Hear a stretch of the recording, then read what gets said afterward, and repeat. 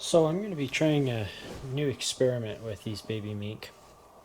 I've taken a muskrat carcass and this was a damaged smaller muskrat carcass is what I was specifically looking for, because I didn't need a big huge muskrat, and I also didn't want to destroy the pelt of a otherwise good muskrat that I could sell the fur for. So anyway, I had this little damaged muskrat in the freezer. So what I did was I cut his belly open. I took out all the guts, and it creates this nice little hollow space.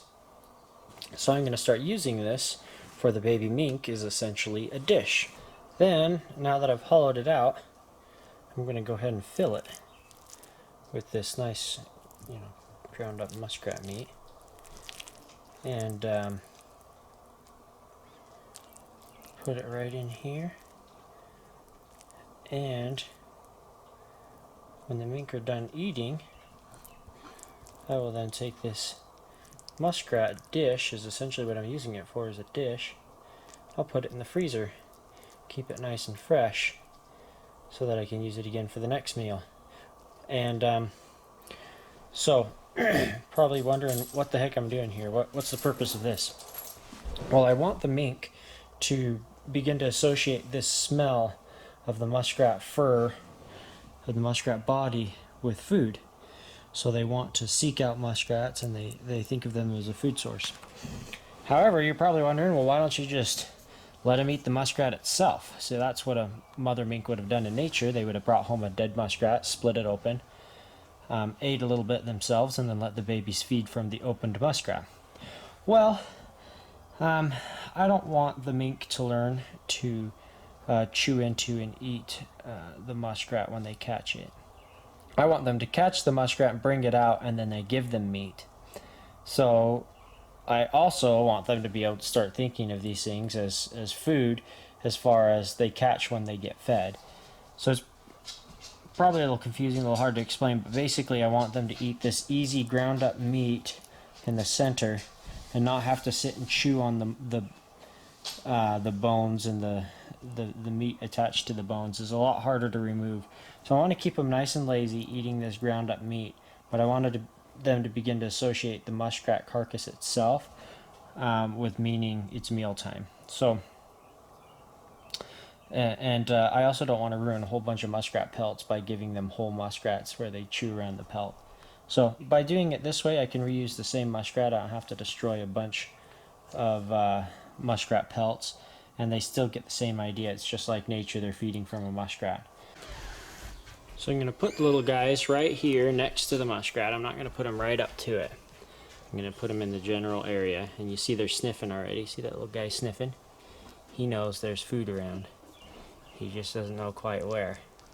So I'm going to make them work for it. Just a little bit, because they're just teeny babies, of course. So we're going to put them in a pile a little ways from the muskrat. See, he's trying to find it. He's grabbing the towel. He's like, there's food. I know there's food. We're going to let them use their nose to find the muskrat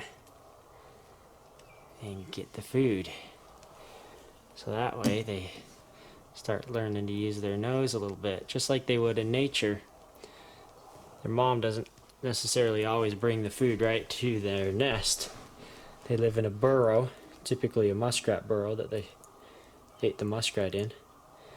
And the mom would bring in dead fish or dead muskrat or dead duck or squirrel or whatever they caught. And they might not be right near the nest. So the babies have to use their little nose to find, even if it's next to the nest, to find the prey animal the mama brought home. And then they come and feed from it, just like this. Kind of simulating the same idea, where they use their noses to find food, just like they would in nature. Yeah, that guy's found a head. He's like, see him sniffing all that muskrat smell. He's like, I know this is prey. Where's the soft spot I can chew into? See, and that's exactly the thing I want them to experience, is the natural smell of a muskrat body. You're on the wrong end, buddy. Hello, miss. That's just fur. Look right here. There you go.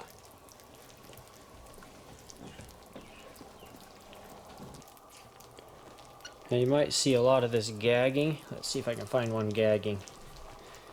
It's very normal for baby mink to do a lot of gagging while they're trying to figure out how to eat. Sometimes people unexperienced with mink are quite concerned. I keep an eye on them, but they're very good at reaching in their own mouths and pulling out whatever they're gagging on.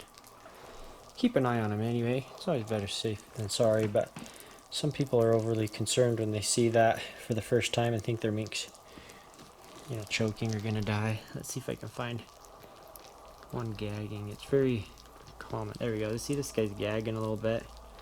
I keep an eye on him, but it's natural, it's normal. It doesn't matter what you do, they're gonna gag on their food. And they reach in their mouth with their little paws and pull it out. Because their mom doesn't help them when they're gagging on stuff. They've got to be able to help themselves. I obviously, like I said, I keep an eye on them. If they're obviously struggling, I'll reach in and help. But typically they work it out themselves. And this muskrat dish looks like it's going to be a great idea. How much it's going to really help anything, I don't know, but they sure are going to be tuned into that muskrat smell, and they smell that, they're going to want to search out and find the prey.